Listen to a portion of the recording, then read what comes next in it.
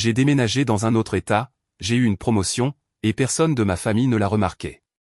Puis ma tante a publié une photo de mon nouvel appartement. Soudain, ils se sont souvenus de moi et se sont présentés à ma porte. Maman a dit, tu pourrais le vendre. Pour aider ta sœur, point. Je m'appelle Leia et j'ai 28 ans. Je travaillais comme spécialiste clinique pour une entreprise médicale dans le Michigan, et je vivais à environ 30 minutes de chez mes parents. J'avais un appartement décent, une voiture fiable, et un travail dans lequel j'étais plutôt doué. Ma vie était correcte, je suppose. Ma famille se composait de mes parents, de ma sœur aînée Megan, et de ses 2 filles. Megan avait 32 ans, 4 ans de plus que moi. Elle avait été mariée une fois, mais ça s'est mal terminé il y a environ 3 ans. Son ex n'était plus dans le décor, donc il n'y avait plus qu'elle et les filles. L'aînée avait 6 ans et la plus jeune en avait 4. C'étaient des enfants mignonnes, mais elles avaient beaucoup trop d'énergie. Megan gérait une boutique en ligne de vêtements pour femmes. Elle travaillait de chez elle, postant des photos sur les réseaux sociaux et emballant les commandes. Parfois elle gagnait bien sa vie, parfois moins. Cela semblait dépendre des tendances de la semaine. Chaque samedi, je me rendais chez mes parents en voiture et je préparais le déjeuner pour tout le monde. Cela a commencé comme une chose informelle, il y a peut-être 2 ans, mais d'une manière ou d'une autre, c'est devenu une attente. J'arrivais vers 10 heures du matin avec les courses, je passais quelques heures en cuisine, puis nous mangions tous ensemble. Megan amenait les filles, et nous avions ce grand repas de famille. Au début, ça ne me dérangeait pas vraiment. C'était agréable de voir tout le monde et j'aimais cuisiner. Mais avec le temps, cela a commencé à ressembler moins à un choix et plus à une obligation. Un samedi à la fin de l'été, j'étais dans la cuisine de mes parents en train de préparer du poulet frit et une tarte aux pommes. Le poulet grésillait dans la poêle, et je venais de mettre la tarte au four. La cuisine sentait incroyablement bon. Je suis entré dans le salon où tout le monde se trouvait. Mon père était sur le canapé à regarder le football. Ma mère courait après mes nièces, qui criaient et jouaient à un jeu qu'elle seule comprenait. Megan était assise à la table de la salle à manger, son téléphone posé devant elle, en train de faire une vidéo en direct pour les clientes de sa boutique. « Salut tout le monde, dis-je, j'ai une nouvelle à vous annoncer. » Personne n'a levé les yeux. J'ai eu une promotion au travail, ai-je continué. Il me nomme spécialiste clinique senior et me transfère au bureau de Denver, dans le Colorado. Mon père gardait les yeux rivés sur la télé. Ma mère a attrapé ma plus jeune nièce avant qu'elle ne puisse renverser une lampe. Megan parlait à son téléphone d'une promotion sur des robes. Je suis resté là 1 minute, attendant que quelqu'un dise quelque chose. N'importe quoi. Rien. Je suis retourné à la cuisine et j'ai vérifié le poulet. Mes mains tremblaient un peu. Je me suis dit que ce n'était pas grave, qu'il m'avait entendu et qu'il dirait quelque chose plus tard. Quand le déjeuner fut prêt, j'ai appelé tout le monde à table. Nous nous sommes tous assis et j'ai commencé à servir la nourriture. Le poulet avait l'air parfait, croustillant et doré. La tarte avait suffisamment refroidi pour être coupée. Donc, comme je le disais tout à l'heure, ai-je dit, en essayant à nouveau, j'ai eu une promotion. Cela vient avec une augmentation de salaire de 15% et une prime de réinstallation. Ma mère coupait du poulet pour mes nièces. Mon père chargeait son assiette de purée de pommes de terre. Megan a levé les yeux de son téléphone. Oh mon Dieu, les amis. J'ai gagné 2200 $ aujourd'hui. 2200 en une seule journée. Les visages de mes parents se sont immédiatement illuminés. C'est merveilleux, chérie, a dit ma mère, avec un large sourire. Ils ont passé les 10 minutes suivantes à parler de la boutique de Megan, de ses chiffres de vente, de ses stratégies, de ses projets d'expansion. J'étais assise là, mangeant mon poulet et ne disant rien. Leia, peux-tu nettoyer ce que les filles ont renversé sous la table, m'a demandé ma mère sans me regarder. Et coupe leur poulet en plus petits morceaux, s'il te plaît. Ceux-ci sont trop gros. Je me suis levé et j'ai pris des serviettes en papier. J'ai nettoyé le désordre sur le sol, puis j'ai coupé le poulet dans les assiettes des 2 filles en tout petits morceaux. Quand je me suis rassise, il parlait encore de l'entreprise de Megan. J'ai pensé à toutes les fois où je l'avais aidée. Le Noël précédent, j'avais passé 4 jours entiers chez elle à emballer des commandes pour sa boutique. Des boîtes partout, des étiquettes d'adresse, du ruban adhésif. Mes mains étaient couvertes de coupures de papier à la fin. Il y a 3 mois, j'avais utilisé mes jours de vacances pour garder ces filles pendant qu'elles s'envolaient pour New York pour un défilé de mode. Une semaine entière de mes vacances, partie. Les filles étaient tombées malades cette semaine-là, en plus. J'avais donc passé la majeure partie de mon temps à nettoyer derrière elles et à essayer de leur faire prendre leurs médicaments. Je n'avais jamais rien demandé en retour. Je le faisais simplement parce que c'est ce qu'on fait pour la famille, n'est-ce pas? Pourquoi dois-je toujours tout faire, avais-je demandé à ma mère une fois, il y a des mois. Megan a des enfants, Leia, avait-elle dit. Elle a besoin de plus d'aide. Tu n'as pas d'enfants, donc tu as plus de temps libre. C'était sa réponse à chaque fois. Après le déjeuner, chacun est retourné à ses occupations. Mon père est retourné à son match de football. Megan a commencé une autre vidéo en direct pour sa boutique. Ma mère a emmené les filles jouer dans le jardin. J'ai nettoyé la cuisine toute seule, faisant la vaisselle et rangeant les restes. Personne n'a proposé de m'aider. Quand j'ai eu fini, j'ai dit au revoir à tout le monde. Ma mère m'a fait un câlin distrait. Mon père m'a fait un signe de la main depuis le canapé. Megan était trop concentrée sur son téléphone pour remarquer mon départ. Je suis rentré chez moi, me sentant vide à l'intérieur. Arrivé à mon appartement, je me suis assise sur mon canapé pendant un moment, à ne rien regarder. Puis j'ai pris mon téléphone et j'ai ouvert la discussion de groupe de la famille. Elle s'appelait « L'équipe », même si ce nom me faisait grincer des dents. J'ai tapé un message. Je voulais juste vous informer officiellement que je déménage à Denver le 15. L'entreprise s'occupe de la plupart de la logistique, mais je serai assez occupé à faire mes cartons au cours des 2 prochaines semaines. Je vous aime tous. J'ai appuyé sur envoyer et j'ai regardé le message apparaître dans la discussion.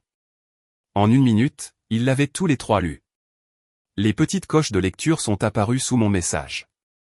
Personne n'a répondu. J'ai attendu 20 minutes.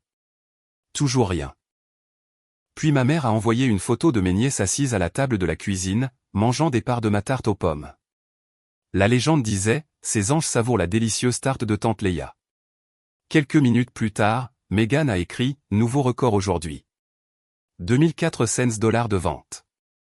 C'est fou. » Ma mère a répondu avec une série d'émojis de célébration. J'ai posé mon téléphone face contre la table basse. Puis j'ai commencé à pleurer. Pas des pleurs bruyants et dramatiques, juste des larmes silencieuses qui coulaient sur mon visage pendant que j'étais assise là, seule dans mon appartement. J'avais travaillé si dur pour cette promotion. J'avais passé des mois sur le projet qui m'a fait remarquer par la direction. J'avais fait des heures supplémentaires, assumé des responsabilités additionnelles, fait mes preuves encore et encore, et ma famille ne pouvait même pas le reconnaître. Ils ne pouvaient même pas faire semblant d'être heureux pour moi. Mais Megan gagnait 2200 $ en une journée, et soudain tout le monde était plein d'éloges et de félicitations. J'ai pleuré un moment, puis je me suis lavé le visage et j'ai commencé à chercher des appartements à Denver en ligne. J'avais 2 semaines pour trouver un endroit et emballer toute ma vie. Au moins, dans le Colorado, je serais loin des déjeuners du samedi, des réussites ignorées, et des demandes constantes de babysitting, d'emballage de boîtes ou de découpage de poulet pour des enfants qui n'étaient même pas les miens. Les 2 semaines suivantes furent un tourbillon de cartons et de coordination avec l'entreprise de déménagement. J'ai donné mon préavis à mon propriétaire, mis à jour mon adresse auprès de la banque et de mon employeur, et j'ai lentement regardé mon appartement se vider dans des boîtes en carton. Le matin du 15, le camion de déménagement est arrivé pile à l'heure. 2 hommes se sont présentés et ont commencé à charger mes meubles. Je portais une boîte vers ma voiture quand mon téléphone a sonné. C'était ma mère. « Leia, j'ai besoin que tu viennes samedi », a-t-elle dit. Pas de bonjour. Pas de comment vas-tu. Directement à la demande. Je dois garder les filles. Megan a une réunion importante avec un fournisseur et j'ai un rendez-vous chez le médecin ce jour-là. J'ai regardé le camion de déménagement garé devant mon immeuble, l'homme en train de charger mon canapé à l'arrière. Maman, je pars pour le Colorado, là, maintenant. En fait, je t'en ai parlé il y a 2 semaines. J'ai envoyé un message dans le chat familial. Elle n'a rien dit pendant quelques secondes. Bon, je dois y aller.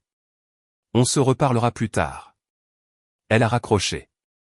Je suis resté là, tenant mon téléphone, attendant que la colère, la douleur ou quelque chose me frappe. Mais je me sentais juste fatigué. Vraiment, vraiment fatigué.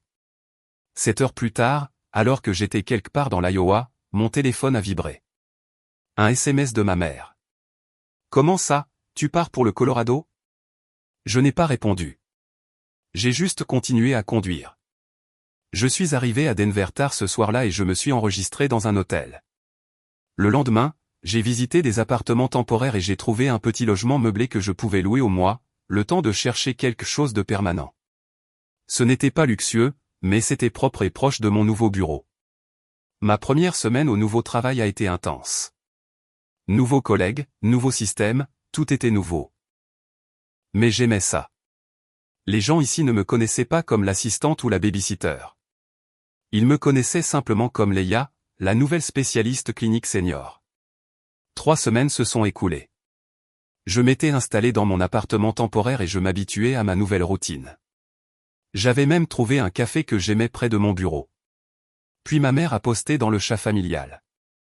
Fête de famille pour le 60e anniversaire de tante Karen samedi. Leia, bientôt pour aider à préparer. Probablement vers 13h. La fête commence à 16h. J'ai lu le message 2 fois. Pas de « peux-tu venir aider » ou « ça te dérangerait ». Juste un ordre de venir aider, comme si je vivais toujours à 30 minutes de distance au lieu de 1000 miles. Je n'ai pas répondu. Le samedi est arrivé. J'ai passé la matinée à déballer d'autres cartons dans mon appartement et je suis allé faire les courses l'après-midi. Mon téléphone est resté silencieux jusqu'à environ 15h. Puis ça a commencé. D'abord un SMS de Megan. Où es-tu? Puis ma mère. Leia. On attend. Où es-tu? Mon père. Ta mère a besoin d'aide. S'il te plaît, appelle. Megan, encore. Sérieusement, où es-tu? C'est ridicule. J'ai mis mon téléphone en silencieux et je l'ai mis dans un tiroir. Ce soir-là, je l'ai sorti et j'ai vu 15 messages de plus. La plupart me demandaient où j'étais. Le dernier, de ma mère, disait « Tu es tellement égoïste. Tu as laissé tomber toute la famille aujourd'hui. » Tante Karen demandait de tes nouvelles et nous ne savions pas quoi lui dire. J'ai fixé ce message pendant un long moment. Puis j'ai appelé ma mère. Elle a répondu à la première sonnerie. Où étais-tu passé? Sais-tu à quel point c'était embarrassant de... Maman, j'ai déménagé dans un autre état il y a 1 mois. Silence. Je t'ai dit que je déménageais à Denver. J'ai envoyé un message dans le chat familial. Tu l'as lu. Eh bien, je ne me souviens pas avoir vu ça, a-t-elle dit. C'est la première fois que j'en entends parler. J'ai presque ri. Tu as lu le message, maman. J'ai vu la coche de lecture. Bon, d'accord, mais as-tu la moindre idée à quel point c'est peu pratique? Nous avons vraiment du mal sans toi ici. Le dos de ton père le fait souffrir, donc je fais tout à la maison, et Megan a tout le temps besoin d'aide avec les filles. C'est tellement plus difficile maintenant. J'ai attendu qu'elle me demande comment j'allais, comment s'était passé le déménagement, si j'aimais mon nouveau travail, comment je m'installais. Elle ne l'a pas fait. En fait, en parlant de Megan, a poursuivi ma mère, elle essaie de développer sa boutique. Elle a trouvé une excellente opportunité de partenariat avec un fabricant, mais elle a besoin de capitaux pour que ça marche. Je pensais que tu pourrais l'aider. Peut-être 5 ou 10 000. Tu viens d'avoir cette promotion et la prime de réinstallation, donc tu devrais avoir l'argent. Ma poitrine s'est serrée. Maman, je dois y aller. Quelqu'un est à la porte. Attends, à propos de l'argent. J'ai raccroché. Je me suis assise sur mon canapé, dans mon appartement temporaire à Denver, dans une ville où personne ne me connaissait, où personne n'attendait rien de moi. Et j'ai réalisé quelque chose. Ma famille ne me voyait pas comme une personne. Ils me voyaient comme une ressource. Une babysitter quand ils en avaient besoin. Une cuisinière pour les déjeuners du samedi. Une paire de mains pour emballer des boîtes à Noël. Un portefeuille à ouvrir quand Megan avait besoin d'argent. Ils ne se souciaient pas de ma promotion. Ils ne se souciaient pas que j'ai déménagé à l'autre bout du pays. Ils n'ont même pas remarqué que j'étais parti jusqu'à ce qu'ils aient besoin de quelque chose de moi. Et quand je n'étais pas là pour le fournir, j'étais égoïste. Je l'ai laissé tomber. J'ai pensé à rappeler ma mère, à lui expliquer ce que je ressentais, à lui dire que j'avais besoin qu'ils me voient vraiment comme leur fille et leur sœur, pas seulement comme quelqu'un qui pouvait faire des choses pour eux. Mais je savais déjà ce qui se passerait. Elle me dirait que j'étais dramatique. Elle dirait que la famille s'entraide. Elle me rappellerait que Meghan avait des enfants et avait besoin de plus de soutien. Ce serait la même conversation que nous avions eue une douzaine de fois auparavant, juste avec des mots différents. Alors, je n'ai pas rappelé. J'ai décidé sur le champ que j'en avais fini de tendre la main, fini de m'expliquer, fini d'espérer qu'ils réaliseraient soudainement ce qu'ils avaient fait pendant toutes ces années. 2 ans ont passé. Pendant ce temps, je n'ai pas appelé ma famille. Je ne leur ai pas envoyé de SMS.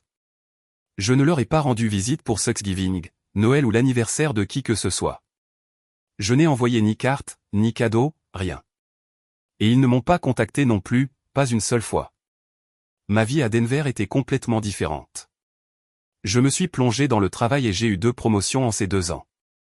D'abord au poste de spécialiste clinique principal, puis à celui de directrice régionale.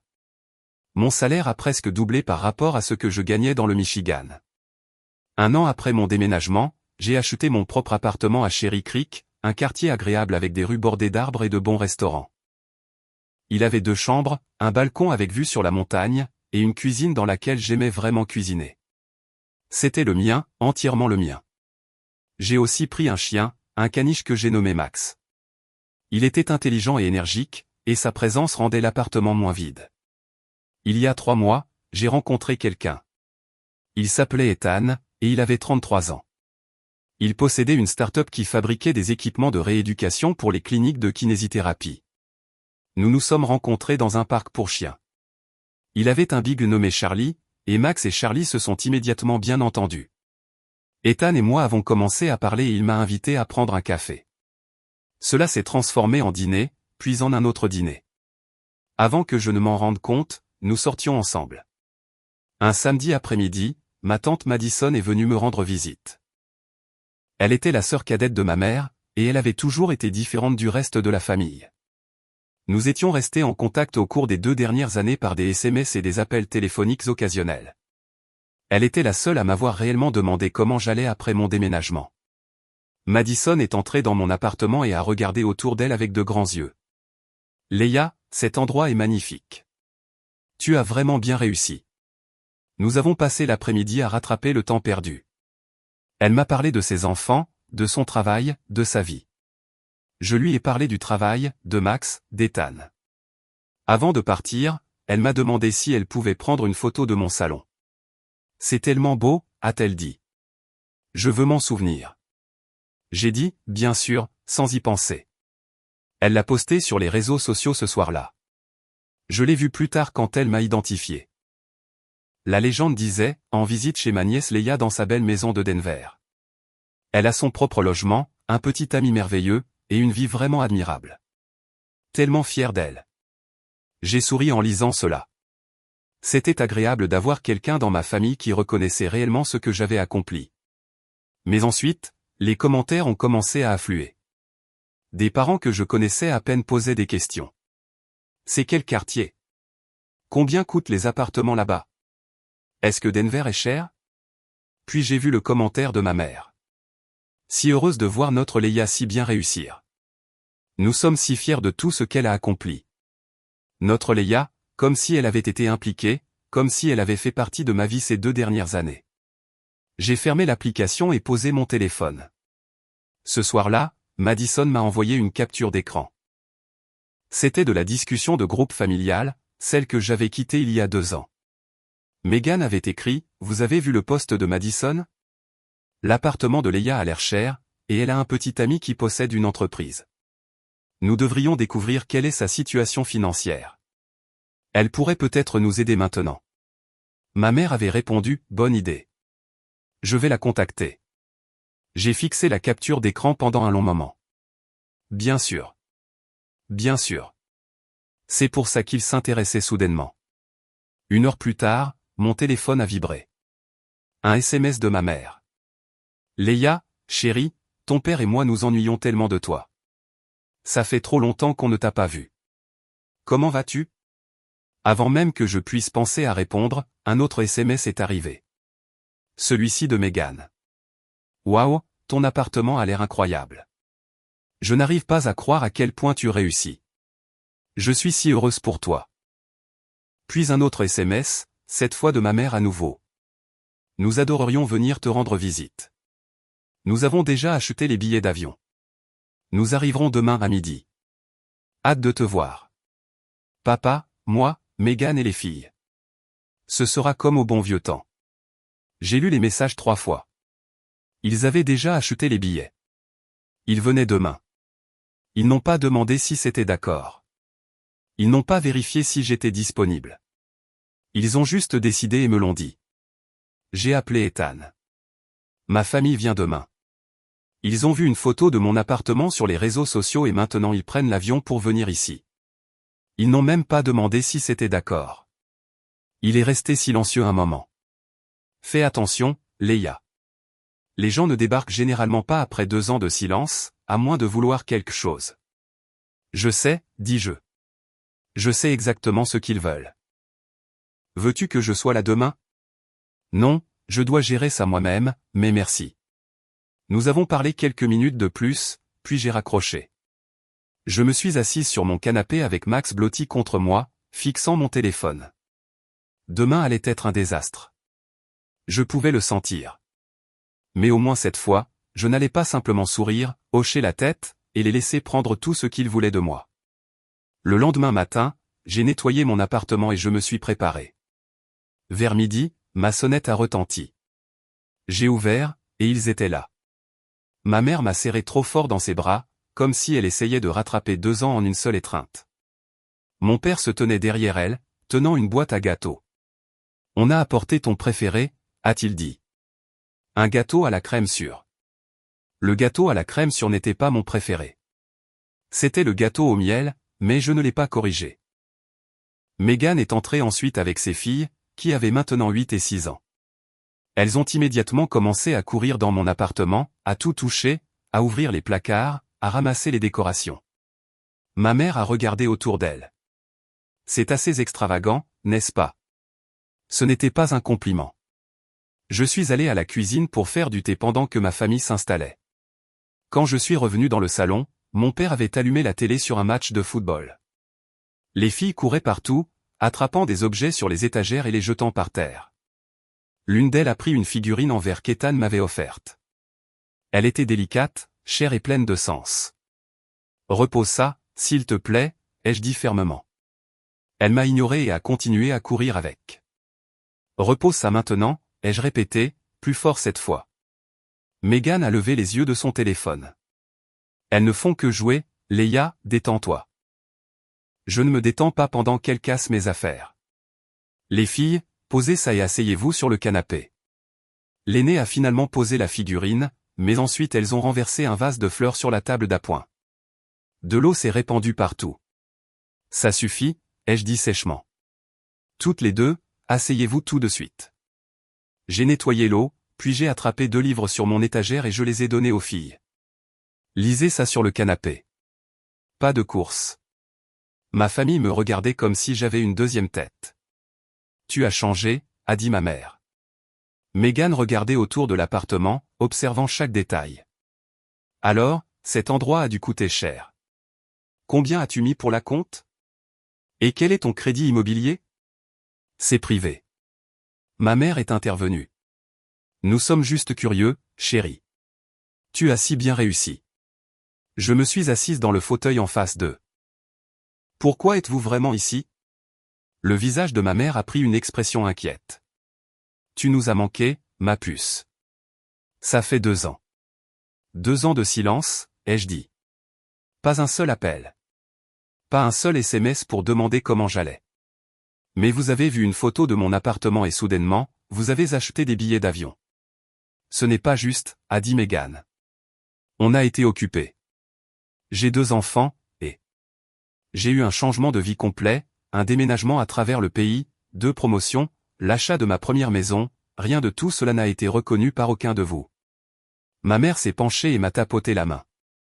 Eh bien, nous sommes là maintenant, et nous devons te parler de quelque chose d'important. Ça y était. Megan traverse une période difficile, a poursuivi ma mère. Megan a hoché la tête. Après 5 ans avec la boutique en ligne, j'ai décidé d'ouvrir un vrai magasin, une boutique physique. Maman et papa ont investi leurs économies de retraite pour m'aider à démarrer. Mais ça n'a pas marché. L'emplacement n'était pas bon. Le loyer était trop élevé. J'ai dû fermer après 8 mois. Maintenant, j'ai 42 000 $ de dette du bail commercial. Ma mère s'est penchée en avant. Nous avons dépensé tout ce que nous avions pour aider Megan. Il ne nous reste plus rien. J'ai attendu. Alors, on a pensé, a dit ma mère avec précaution, que tu pourrais vendre cet appartement et aider ta sœur. Tu n'as pas vraiment besoin d'un endroit aussi grand. Et ton petit ami a de l'argent, n'est-ce pas? Il possède une entreprise. Tu pourrais emménager avec lui. J'ai carrément ri. Laissez-moi vous dire à quoi je pense. Je pense à la façon dont j'ai annoncé ma promotion et mon transfert, et aucun de vous n'a réagi. Je pense à la façon dont j'ai envoyé un message disant que je déménageais, et vous l'avez tous lu mais n'avez rien dit. Je pense au fait que vous avez oublié mon anniversaire 2 années de suite. Je pense à avoir passé 4 jours à emballer des boîtes pour ta boutique à Noël au lieu de profiter de mes vacances. Je pense à avoir utilisé une semaine entière de mes congés pour garder tes enfants pendant que tu allais à un défilé de mode. Ils se sont tous tus.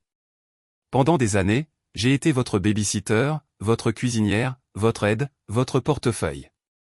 Et quand je suis parti et que j'ai cessé d'être disponible pour tout ça, vous vous en fichiez. Vous n'avez pas pris de nouvelles. Vous n'avez pas vérifié si j'allais bien. Mais maintenant que vous avez besoin d'argent, vous voilà. Après 2 ans de silence complet. Leia, a commencé ma mère. Non. Je me suis dirigé vers la porte et je l'ai ouverte. Cette visite est terminée. Vous devez partir. On a pris l'avion pour venir jusqu'ici, a dit mon père. Ce n'est pas mon problème. Je ne vous ai pas invité. Vous avez décidé de venir sans me le demander. Maintenant, je vous demande de partir. Ma mère s'est mise à pleurer. Tu choisis l'argent plutôt que la famille. Non, je me choisis moi-même, plutôt que des gens qui ne me voient que comme un distributeur de billets. Megan s'est levée. Nous sommes sœurs, Leia. Alors agis comme telle. Agis comme si tu te souciais de moi en tant que personne, pas seulement de ce que je peux faire pour toi. On n'aurait pas demandé si on n'était pas désespéré, a dit mon père. C'est ça le problème. La seule fois où vous me parlez, c'est quand vous êtes désespéré. Pas quand j'ai eu une promotion. Pas quand j'ai déménagé. Pas pour mon anniversaire. Seulement quand vous avez besoin de quelque chose. Ils ont rassemblé leurs affaires dans un silence gêné. Les filles ont pris les livres que je leur avais donnés, et Megan les leur a arrachés des mains. À la porte, Megan s'est retournée. Je ne pensais pas que tu deviendrais si froide. Je ne suis pas froide. J'en ai juste marre d'être utilisée. Il y a une différence. J'ai fermé la porte derrière eux. Ce soir-là, j'ai appris qu'ils étaient repartis pour le Michigan. Au cours des jours suivants, mon téléphone a été inondé de messages. Ma mère suppliait. Mon père essayait de s'excuser à sa manière maladroite. Megan alternait entre excuses et accusations. 2 semaines plus tard, Megan a envoyé un long email détaillant ce qui se passerait sans mon aide. La fermeture définitive de la boutique. Mes parents devant peut-être vendre leur maison. Les filles souffrant parce que leur mère était stressée. Je l'ai lu une fois et je l'ai mis dans un tiroir. Des mois plus tard, mon téléphone a sonné avec le numéro de ma mère. J'ai failli ne pas répondre, mais quelque chose m'a poussé à décrocher. Salut, Leia, a-t-elle dit doucement. J'appelle pour m'excuser au nom de nous tous. Nous t'avons terriblement traité et tu ne méritais pas ça. Je n'ai rien dit. Nous aimerions essayer de réparer notre relation, a-t-elle poursuivi. Si tu es d'accord, à tes conditions, quand tu seras prête. J'apprécie, ai-je dit, mais j'ai besoin de temps. Je ne suis pas encore prête. Je comprends. Nous attendrons et nous essaierons de faire mieux. D'accord, je vais y réfléchir. C'est tout ce que nous pouvons demander. Prends soin de toi, Leia. Toi aussi. Ethan et moi avons décidé de nous marier l'année prochaine. Nous n'avions pas encore fixé de date, mais nous savions tous les deux que c'était ce que nous voulions. Et si une partie de ma famille ne venait pas au mariage, ce ne serait pas grave. J'avais une vie maintenant, une vraie vie avec un partenaire qui me respectait, un travail que j'aimais, et une maison qui était vraiment la mienne. Je n'étais plus laide invisible. J'étais juste Leia. Et c'était suffisant.